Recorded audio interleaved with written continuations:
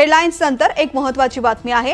शिवस्वराज्य यात्रेनिमित्त खासदार सुप्रिया सुळे या लातूर जिल्ह्याच्या दौऱ्यावरती आहेत। लातूर जिल्ह्यामधल्या निलंगा इथे मराठा आंदोलकांकडून सुप्रिया सुळे यांचा ताफा अडवला गेलाय। एक मराठा लाख मराठा घोषणा देत मराठा आंदोलकांनी सुप्रिया सुळे यांना निवेदन देऊन मराठा आरक्षणाच्या संदर्भात जाब विचारलाय।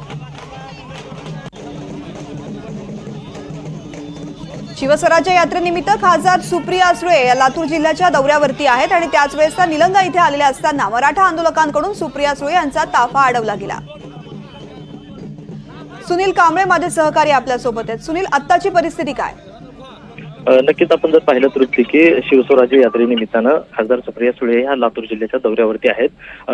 लांबजना इथं त्यांचं स्वागत झाल्याच्या नंतर त्या निलंग्या इथं पोहोचल्या आणि त्यावेळी मराठा बांधवाकडनं सुप्रिया सुळे यांच्या विरोधात घोषणाबाजी करण्यात आली।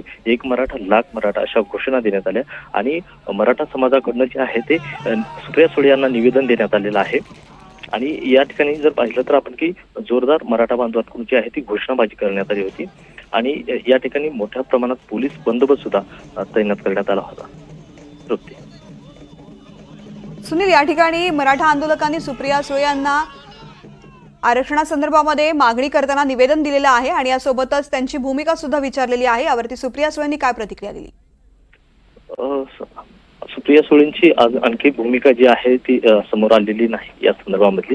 सुप्रिया सुळेंना आता आपण पुढच्या ज्या दौऱ्याच्या ठिकाणी सुप्रिया सुळे यांच्यासोबत बातचीत करूया। त्यांची जी भूमिका आहे मराठा समाजाच्या बद्दलचे आरक्षण त्यावरती आपण निश्चित सुनील तुमच्याकडून अपडेट जाणून घेऊ। तुर्तास संपूर्ण माहितीसाठी धन्यवाद।